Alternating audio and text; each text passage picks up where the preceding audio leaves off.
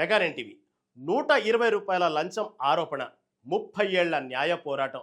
ఒక్కసారి ఊహించుకోండి, ఒక కేసులో నిందితులుగా మారిన ఇద్దరు వ్యక్తులు నేరం చేశారా లేదా అన్నది తేలేందుకు ఏకంగా 3 దశాబ్దాలు పట్టింది. 1996లో మొదలైన అవినీతి కేసుకు 2026లో సుప్రీంకోర్టు తెరదించింది.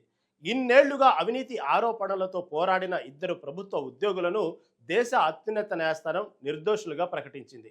అంటే 3 దశాబ్దాల పాటు మోసిన అవినీతి ముద్ర చివరకు తొలగిపోయింది. మరి కేవలం 120 రూపాయలతో మొదలైన ఈ కేసు 30 ఏళ్ల పాటు ఎందుకు నడిచింది? అసలు ఆ రోజు ఏం జరిగింది? చివరకు సుప్రీంకోర్టు ఏం చెప్పింది? దేశవ్యాప్తంగా చర్చకు దారితీస్తున్న ఈ సంచలన కేసుకు ఎలా ఎండుకార్డు పడింది?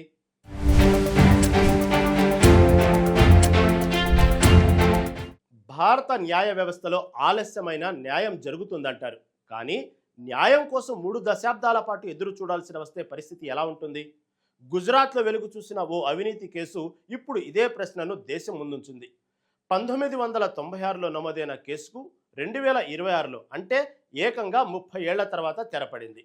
3 దశాబ్దాల పాటు అవినీతి ఆరోపణలు ఎదుర్కొన్న ఇద్దరు ప్రభుత్వ ఉద్యోగులను సుప్రీంకోర్టు నిర్దోషులుగా తేల్చింది.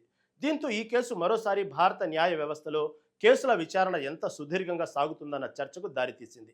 ఇంతకీ ఈ 30 ఏళ్ల నాటి కేసులో ఏం జరిగింది? అసలు వివాదం 120 రూపాయల లంచం రూపాయల చుట్టూనే తిరిగింది.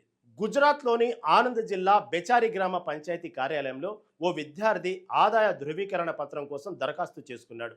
సర్టిఫికెట్ ఇవ్వడానికి క్లర్కు 120 రూపాయల లంచం డిమాండ్ చేశాడని విద్యార్థి ఆరోపించాడు. అందులో క్లర్కుకు 100 రూపాయలు, ప్యూన్కు 20 రూపాయలు ఇవ్వాలని డిమాండ్ చేసినట్లు ఏసీబీకి ఫిర్యాదు చేశాడు. దీంతో రంగంలోకి దిగిన అవినీతి నిరోధక శాఖ అధికారులు వలపన్నారు. విద్యార్థి డబ్బులు ఇస్తున్న సమయంలో క్లర్కు, ప్యూన్ను పట్టుకున్నారు. అయితే ఇక్కడే అసలు ట్విస్ట్ చోటు చేసుకుంది. ప్యూన్ వద్ద కేవలం 20 రూపాయలు మాత్రమే లభించాయి. క్లర్కుకు డబ్బులు ఇచ్చినట్లు స్పష్టమైన ఆధారాలు లభించలేదు. అంతేకాదు, క్లర్కు వద్ద నుంచి కూడా ఎలాంటి నగదు ఏసీబీ అధికారులకు దొరకలేదు. అయినప్పటికీ ఇద్దరిపైన అవినీతి కేసు నమోదైంది.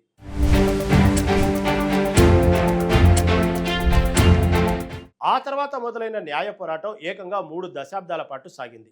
కింది స్థాయి కోర్టు అవినీతి జరిగిందని నిర్ధారిస్తూ ఇద్దరిపై చర్యలకు ఆదేశించింది. దీంతో క్లర్కు, ప్యూను తమకు జరిగిన అన్యాయంపై న్యాయ పోరాటం కొనసాగించారు.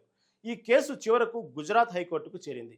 2015లో హైకోర్టు కూడా కింది కోర్టు తీర్పును సమర్థించింది. దీంతో ఇద్దరి పోరాటం సుప్రీంకోర్టుకు చేరింది. ఎట్టకేలకు దాదాపు 30 ఏళ్ల తర్వాత సుప్రీంకోర్టు ఈ కేసులో తుది తీర్పు వెలువరించింది. గతంలో ఇచ్చిన కన్వెన్షన్ తీర్పును కొట్టివేస్తూ నిందితులపై అవినీతి ఆరోపణలు నిరూపించేందుకు సరిపడా ఆధారాలు లేవని తేల్చింది. దీంతో 3 దశాబ్దాలుగా అవినీతి ఆరోపణలతో పోరాడుతున్న ఆ ఇద్దరు ఉద్యోగులకు ఊరట లభించింది. 120 రూపాయల లంచం ఆరోపణతో మొదలైన కేసు 30 ఏళ్ల తర్వాత సుప్రీంకోర్టు తీర్పుతో ముగిసింది. ఇన్నేళ్ల పాటు అవినీతి పరులని ముద్రను ఎదుర్కొన్న ఇద్దరికి చివరకు అత్యున్నత న్యాయస్థానం నుంచి నిర్దోషిత్వం లభించింది. అయితే తీర్పు వచ్చేసరికి ఈ కేసు మొదలైన నాటి పరిస్థితులు పూర్తిగా మారిపోయాయి. న్యాయం గెలిచిందా? అవును.